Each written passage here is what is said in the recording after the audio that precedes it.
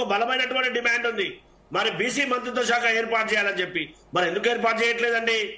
చెయ్యాలి కదా, మరి బలమైనటువంటి డిమాండ్ ఉంది కదా. ఓకే ఓకే శేషు గారు, ఆన్సర్ తో సాటిస్ఫై అవుతారా? ఆన్సర్ తో సాటిస్ఫై అవుతారా శేషు గారు? కాదన్నా సతీష్ అన్న, ఇప్పుడు సరే మీరు ప్రయత్నం చేయలేదని ఎవరు అనలేదు. మీరు ప్రయత్నం చేసి వైఫల్యం చెందారు. దాని వైఫల్యం చెందటానికి టెక్నికల్ డిఫాల్ట్స్ ఉన్నాయి అని మేము ఎంత చెప్పినప్పుడు కూడా మీ ప్రభుత్వము వాటిని సరి చేసుకోవడానికి ముందుకు రాలే. అది కదా మేము అంటున్నటువంటి మాట. తర్వాత మీరు అనేక సందర్భాల్లో ఒక మాట చెప్పారు. ఏం చెప్పారంటే 42% రిజర్వేషన్లు ఇచ్చిన తర్వాతనే మేము స్థానిక సంస్థల ఎన్నికలు జరుపుతాం, నో డౌట్ అని అనేటటువంటి ఒక నమ్మకం పలికారు. కానీ ఇప్పుడు ఏం చేశారు? ఈ గ్రామ పంచాయతీ ఎన్నికలు పెట్టడానికి ముఖ్యమంత్రి గారు స్పష్టంగా ఒక ప్రకటన చేశారు. మేము 42% రిజర్వేషన్ పార్టీ పరంగా ఇచ్చి ముందుకు పోతాం, ఈ ఎలక్షన్ చేస్తామన్నారు. కానీ ఆ పరిస్థితి రాదు కదా, ఆ పరిస్థితి వచ్చే అవకాశం లేదు. ఆ విషయాలన్నిటిని నేను చెప్పాను. తర్వాత ఇంకొకటి ఏంటి అంటే, మీరు చేసినటువంటి అన్ని ప్రయత్నాల్లో ప్రొసీజరల్ డిఫాల్ట్స్ ఉన్నాయి. మీరు బిల్లు పెట్టారు, దాంట్లో ప్రొసీజరల్ డిఫాల్ట్ ఉంది. సవరణ బిల్లు పెట్టారు, దాంట్లో డిఫాల్ట్ ఉంది. జీవో నెంబర్ 9 ఉంది, దాంట్లో డిఫాల్ట్ ఉంది. ఆ డిఫాల్ట్స్ ని అడ్డం పెట్టుకొని కోర్టుకు పోయినటువంటి వాళ్ళు, కోర్టు ఏం చేసింది? మీరు ప్రొసీజరల్ ఫాలో అప్ చేయలేదు, పాలసీ ల్యాబ్స్ ఉన్నాయి కాబట్టి, చట్టం నిబంధనల మేరకు లేదు కాబట్టి కోర్టులు దాన్ని అబ్జెక్ట్ చేశాయి. 42% రిజర్వేషన్ ఎట్లా ఇస్తారు, 50% క్యాప్ దాటకూడదు అనేటటువంటి నిబంధన మాత్రమే చూస్తుంది కోర్టు రిజర్వేషన్లు ఇవ్వలేదు కదా. అందుకని మనం చేసినటువంటి 3 ప్రయత్నాలు ఫెయిల్ అయినాయి. మరి ఇప్పటికైనా మీరు ప్రొసీజర్ ప్రకారం, ఇప్పుడు మీరు తమిళనాడులో రిజర్వేషన్ ఎట్లొచ్చింది? జయలలిత ఒక పకడ్బందీ బిల్లు పెట్టడం వల్ల, పివి నరసింహారావు కేంద్ర ప్రభుత్వం సహకరించడం వల్ల అక్కడ 69% రిజర్వేషన్లు సాధ్యమైంది. మీరు ఇంతవరకు అంటే మీ ఒక్కళ్ళ వైపు తప్పు ఉందని అనొద్దు కానీ, బట్ ఇనిషియేషన్ తీసుకోవాల్సింది రాష్ట్ర ప్రభుత్వం. మీరు ఇంతవరకు ఈ రిజర్వేషన్ల పైన కేంద్ర ప్రభుత్వంతో, భారతీయ జనతా పార్టీ పక్కన పెట్టండి, కేంద్ర ప్రభుత్వంతో అఫీషియల్ డెలిగేషన్ చేయలే, అఫీషియల్ నెగోషియేషన్ చేయలే, మీరు ఒక సంప్రదింపులు వాళ్ళతో చేయలేదు. వాళ్ళు కూడా మీరు పంపినటువంటి బిల్లుని మీరు కేంద్ర ప్రభుత్వానికి పంపలే, కేంద్ర కేబినెట్ కి పంపలే, డైరెక్ట్ గా మీరు ఏం చేశారు? రాష్ట్రపతికి పంపించేశారు. బట్ ఇది ప్రొసీజరల్ ల్యాబ్స్ అన్నట్టు. మీరు డైరెక్ట్ గా బిల్లు తప్పో ఒప్పో మంచిగుందో లేదో దాన్ని మీరు కేంద్ర కేబినెట్ కి పంపిస్తే కేబినెట్ లో చర్చ జరుగుతుంది. ఈ బిల్లు పైన ఏం చేద్దాం, ఈ బిల్లుని ఎలా ఉంది, ఈ బిల్లు అవసరం ఉందా లేదని వాళ్ళు చర్చ చేసి దాన్ని పార్లమెంట్ లో పెట్టి ఆ పార్లమెంట్ లో నిర్ణయం తీసుకొని రాష్ట్రపతికి పంపుతారు. ఈ ప్రొసీజరల్ ల్యాబ్స్ మొత్తం కూడా జరగటం వల్ల మీ ప్రయత్నం వరకే, కానీ ఆ ప్రయత్నం సక్సెస్ అయ్యేటటువంటి ప్రయత్నాలు మీరు చేయలేదనేది. జయలలిత ఏం చేసింది? జయలలితకు ఉన్నటువంటి పేరేంటో తెలుసా అన్న? సమూహ నీతికత సమరాంగనై అంటారామని. ఎందుకంటారు? అక్కడ ఉన్నటువంటి బీసీలు ఈ పేరుతో ఆమెను పిలుస్తారు. తిరుచుప్పులైతే మాత్రమే కాదు, ఆమెని సమూహ నీతికత వీరాంగనై అంటారు. ఎందుకంటే ఒక ఛాలెంజ్ చేసిపోయింది. మనకి కేసీఆర్ కూడా ఒక ఛాలెంజ్ చేసిపోయారు.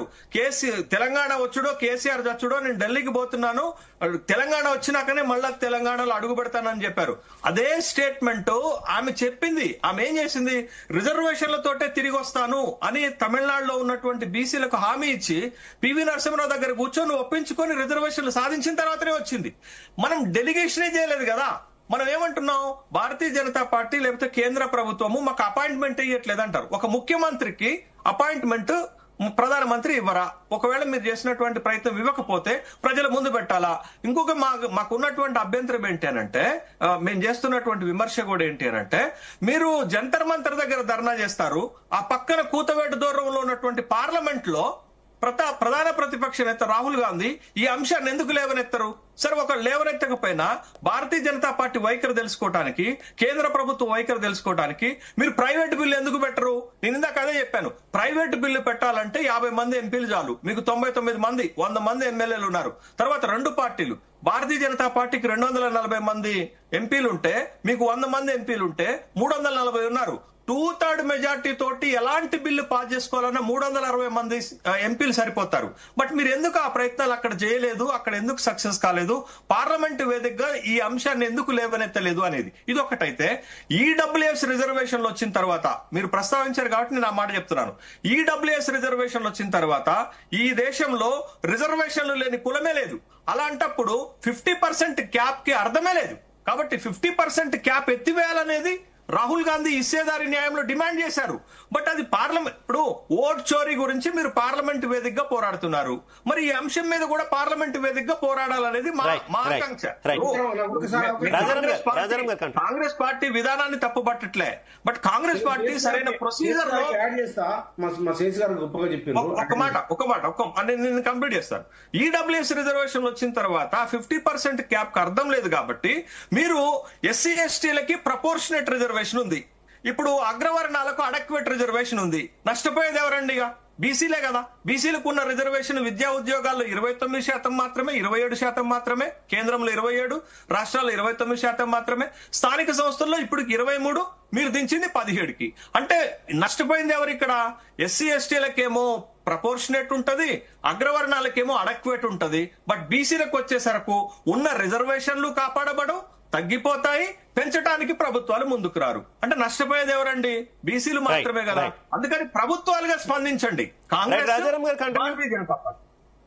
నేనేమంటున్నానంటే, ఇప్పుడు మా శేషు గారికి యాడ్ చేస్తాను నేను. ఇప్పుడు అందరూ సహకారంలో రొయ్యల ముళ్ళు ఏమైనట్లుగా వ్యవహారం ఉంది. భారతీయ జనతా పార్టీ మిత్రులు ఏమంటారంటే, కాంగ్రెస్ పార్టీ అక్కడ చేయలేకపోయింది, ఇక్కడ చేయలేకపోయింది, కర్ణాటకలో చేయలేకపోయింది, తెలంగాణలో చేయలేకపోయింది, అక్కడ ఇంకో రాష్ట్రంలో చేయలేకపోయింది అని వారు మాట్లాడుతూ ఉన్నారు. మంచిదే, సంతోషమే. కాంగ్రెస్ పార్టీ ఫెయిల్ అయింది, అందరం కూడా మాట్లాడాల్సిందే. కానీ అదే క్రమంలో ఈ దేశానికి ముచ్చటగా 3వసారి ప్రధానమంత్రి ఉన్నది నరేంద్ర మోడీ గారు. వారు ప్రధానమంత్రి ఉన్నారు, వారు బాధ్యులుగా ఉన్నారు. బీసీలకు రిజర్వేషన్లు ఇవ్వగలిగే శక్తి ఉన్నటువంటి నాయకుడు. ఇలా మా శేషు గారు చెప్పినట్టుగా ఈ అంశాన్ని లేవనెత్తాల్సినటువంటి ప్రతిపక్ష నాయకుడు రాహుల్ గాంధీ గారు అయితే, సపోర్ట్ చేయాల్సినటువంటి బీఆర్ఎస్ పార్టీ అయితే, దీనికి పూర్తిగా సంపూర్ణంగా తీసుకొని ఇలా ప్రధానమంత్రి గారు ఉన్నారు కాబట్టి వారు చేయగలిగే శక్తి వారికి ఉన్నది. ఆ స్థానంలో వారు ఉన్నారు. నెంబర్ 2, ఇవాళ మా శేషు గారు చెప్పింది మంచి మాట చెప్పారు. 50% ఇది క్యాప్ అనేది పోయింది. దీన్ని ఎవరెత్తేశారు? సుప్రీంకోర్టు జడ్జిమెంట్ ఉన్నాయి గతంలో, అది ఓకే. అది ఇప్పుడు దానికి లంబాచోడ అంశం, దాన్ని మళ్ళీ మాట్లాడదాం మనం.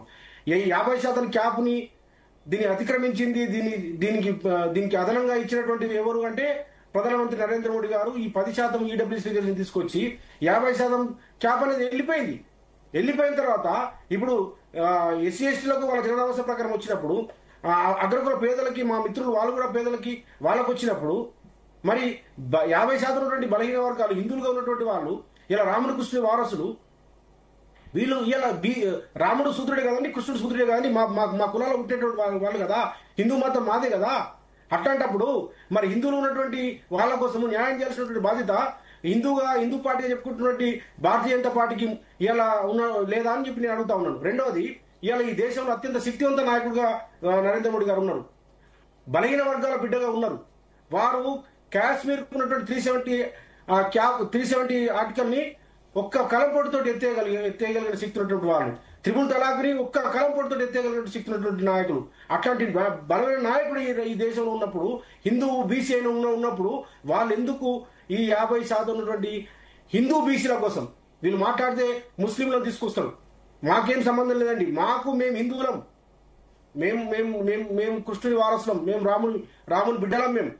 మాకు హిందూ బీసీలకి రిజర్వేషన్లు ఇచ్చే శక్తి ఉన్నటువంటి నాయకులు ఇలా భారతీయ జనతా పార్టీ, నరేంద్ర మోడీ గారు. మేము బిగ్ చేస్తున్నాము, రాజ్యాంగ సవరణ, ఒక్క రాజ్యాంగ సవరణ తీసుకొచ్చి ఇన్ని చేశారు కదా మీరు, ఒక్క రాజ్యాంగ సవరణతోటి నాట్ ఓన్లీ స్థానిక సంస్థలు, రాష్ట్రాలకు ఇలా స్థానిక సంస్థల అంశం ఉన్నది. ఇలా స్థానిక సంస్థలతో పాటు విద్య, ఉద్యోగ, రాజకీయ రంగంలో బీసీలకి ప్రపోర్షనేట్ ప్రాతినిధ్యం ఇవ్వాల్సిన బాధ్యత ఇలా నరేంద్ర మోడీ గారికి ఉన్నది. ఎందుకంటే ఒక్క మాట చెప్తాను నేను, ఈ దేశానికి స్వతంత్రం వచ్చి 80 సంవత్సరాలు అవుతుంది. ఇలా మా చేసి చెప్తుంటే బాధ అనిపిస్తా ఉన్నది. 17% అండి సర్పంచ్లు, ఎంపీటీసీలు ఉండడానికి. స్వతంత్రం అంటే ఏందండి? స్వయం పాలనలో భాగస్వామ్యం ఉండదా మాకు? చివరిగా రాజారాం గారు ఏం చెప్తారు? చివరిగా కంక్లూడ్ పాయింట్ ఏం చెప్తారు రాజారాం గారు? ఇలా అంటే ఏమిటంటే, ఈ రెండు దొందే జాతీయ పార్టీలు మాత్రమే.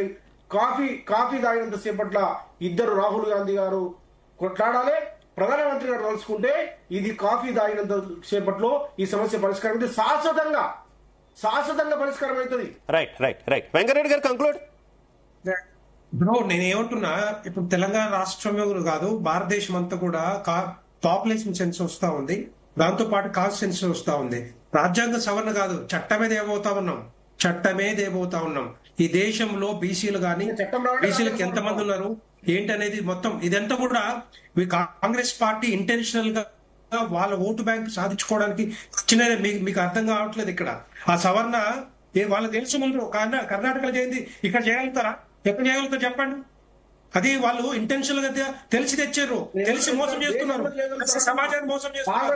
అది మీకు తెలియాలి. చట్టము అదే నేను చెప్తున్నాను, కర్ణాటకలో చేయలేదు, ఇక్కడ చేయగలుగుతారా? ఎందుకు తెచ్చారు మీరు అనుకుంటున్నా? మీరు బీసీ సమాజం కాంగ్రెస్ పార్టీని ఎట్లా నమ్మి ఓట్లేసి చెప్పండి? నమ్మొద్దు. దాంట్లో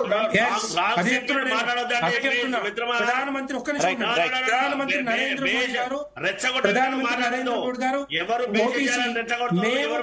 సమాజానికి బాగా తెలుసు. ఓబీసీ ప్రధానమంత్రి నరేంద్ర మోడీ గారు 27 మంది బీసీలను కేంద్ర మంత్రులు చేసుకున్నాం. 55 సంవత్సరాల కాంగ్రెస్ పాలనలో బీసీలను ఎప్పుడు కూడా పట్టించుకోలేదు. రాజారాం గారు మీరు గ్రహించాలి. 27 మంది బీసీలని. రెండో పాయింట్ చెప్తా. చాలా రాష్ట్రాల్లో బీసీలు ప్రధానమంత్రి కూడా చేశారు మీరు. ఓకే, ఇది కూడా రెండో పాయింట్ కూడా చెప్తా వినండి. రెండో పాయింట్ కూడా చేస్తా. సోషల్ బీసీ సమాజాన్ని ఎంపవర్ చేయడానికి సోషల్ జస్టిస్ అండ్ ఎంపవర్మెంట్ అదే బీసీ సమాజానికి సంబంధించిందే ఆ శాఖ కూడా తీసుకొచ్చింది. తర్వాత కమిషన్ కూడా ఏర్పాటు చేసినాం. కానీ 50 సంవత్సరాల కాలంలో కాంగ్రెస్ పార్టీ చేయలేదు. ఒక్కొక్కటి మేము చేసుకుంటూ వస్తా ఉన్నాం. అదే రేపొద్దున కూడా 26, 27లో డెఫినెట్ గా తెలంగాణ రాష్ట్రం భారతదేశంలో చట్టం వస్తా ఉంది. చట్టానికి డెఫినెట్ గా